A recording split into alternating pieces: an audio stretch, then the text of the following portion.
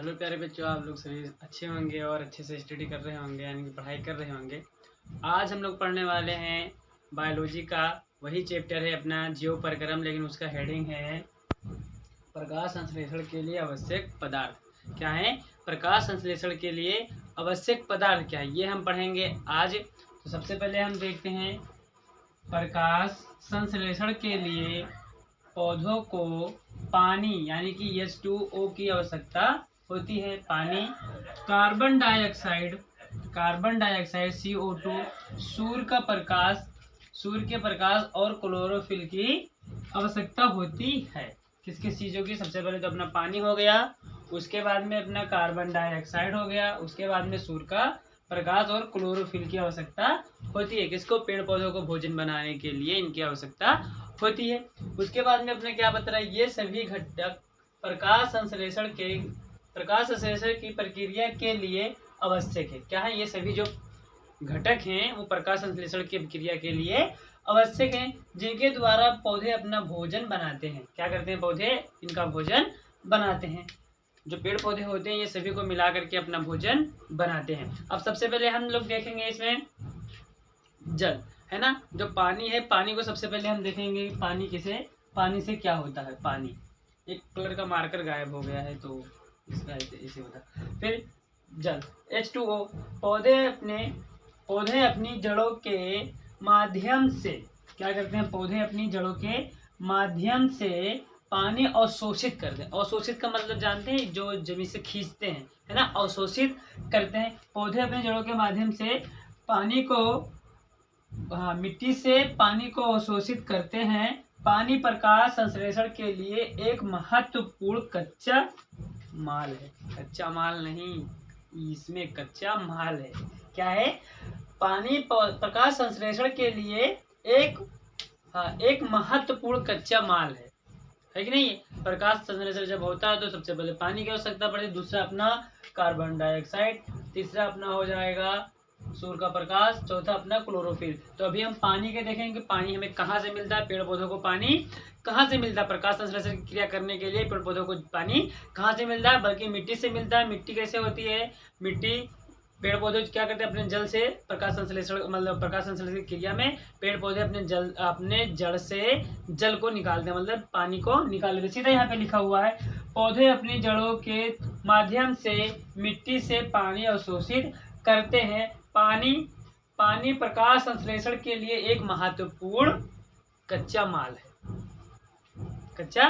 है। इतना हो गया ना, इतना नोट करो। अब इसके आगे हम बढ़ते हैं। सबसे पहले अब बढ़ेंगे कार्बन डाइऑक्साइड। किधर गए? हाँ, कार्बन डाइऑक्साइड।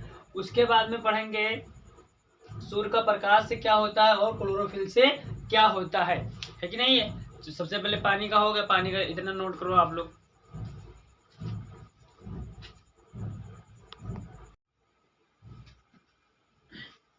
अब हम उसी हेडिंग में देखेंगे कार्बन डाइऑक्साइड किसे कहते हो? कार्बन डाइऑक्साइड से पेड़ पौधे क्या करते हैं? तो सबसे पहले कार्बन डाइऑक्साइड क्या कहते हैं? पौधे हवा से कार्बन डाइऑक्साइड लेते हैं। क्या करते हैं? जो पौधे होते हैं, पेड़ पौधे जो होते हैं पौधे, वो कार्बन डाइऑक्साइड कहाँ से लेते हैं? हवा से लेते हैं, मतलब वातावरण से क्या करते हैं? कार्बन डाइऑक्साइड लेते हैं। जो पत्तियों में मौजूद छोटे छिद्रों जिन्हें रंध्र मतलब स्टोमेटा कहा जाता है। क्या होते हैं? पत्तियों में मौजूद छोटे छोटे स्टोमेटा, छिद्र होते हैं, महीन छेद होते हैं, छोटे छोटे छिद्र जिन्हें स्टोमेटा कहा जाता है ना, कहा जाता है के माध्यम से प्रवेश करते हैं।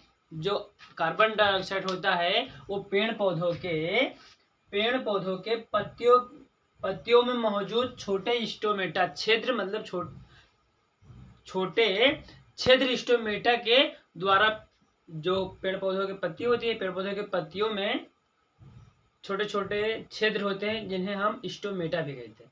छोटे छोटे छिद्र, रंध्र, जिन्हें स्टोमेटा कहा जाता है, उनके द्वारा कार्बन डाइऑक्साइड पेड़ पौधों में पहुंचते हैं। किसके द्वारा? छोटे छोटे छिद्र, रंध्र, जिसे स्टोमेटा कहते हैं, उनके द्वारा पेड़ पौधे क्या करते हैं? कार्बन डाइऑक्साइड का अवशोषित करते हैं, मतलब ग्रहण कर लेते हैं या प्रवेश कर लेते हैं अपने पास। फिर अब हम आगे देखते हैं सूर्य का प्रकाश क्या होता है, सूर्य का प्रकाश का कौन सा महत्व है इसके अंदर।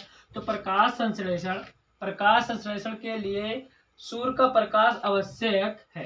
प्रकाश संश्लेषण के लिए सूर्य का प्रकाश आवश्यक है। जैसे दाल चावल बनाए तो गैस जरूर जलेगा, नहीं तो चूल्हे पे अगर बनाए तो लकड़ी जरूर लगेगा कि नहीं लगेगा। ऊर्जा चाहिए जरूर।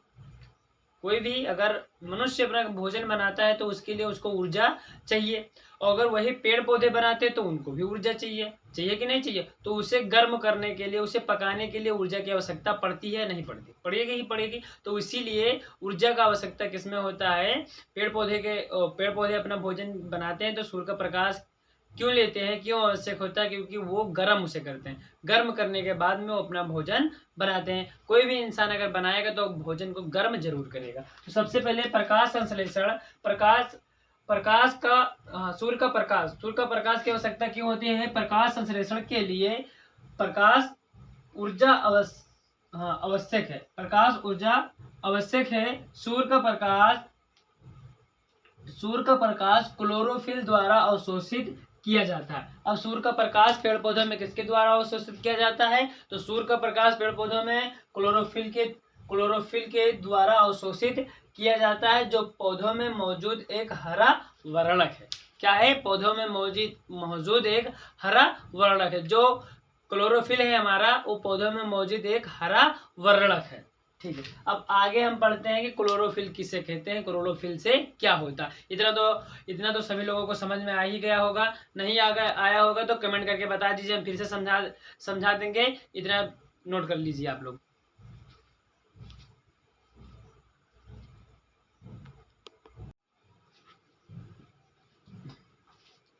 तो अब हम लोग देखने वाले क्लोरोफिल से क्या होता है। क्लोरोफिल एक हरा वर्णक है। क्या है, क्लोरोफिल है जो एक हरा वर्णक है, जो पौधों के पत्तियों में पाया जाता है। क्या होता है, क्लोरोफिल जो है वो एक हरा वर्णक है, जो पौधों की पत्तियों में पाया जाता है। यह सूर्य के प्रकाश को क्या करता है, अवशोषित करता है। सूर्य के प्रकाश को अवशोषित करता है करने और प्रकाश संश्लेषण के प्रक्रिया को शुरू करने में मदद करती है। क्या करती है, जो क्लोरोफिल होती है हमारी, वो सबसे पहले तो क्या आ गई थी, एक वो क्या है, क्लोरोफिल जो है एक हरा वर्णक है, जो पौधों के पत्तियों में पाया जाता है। कहाँ पे पाया जाता है, पौधों के पत्तियों में पाया जाता है। यह सूर्य के प्रकाश को अवशोषित करने और प्रकाश संश्लेषण की प्रक्रिया को शुरू करने में मदद करती है ना। समझ में आ गया, मदद करती है। अब हम लोग बारिश आ गई। अब हम लोग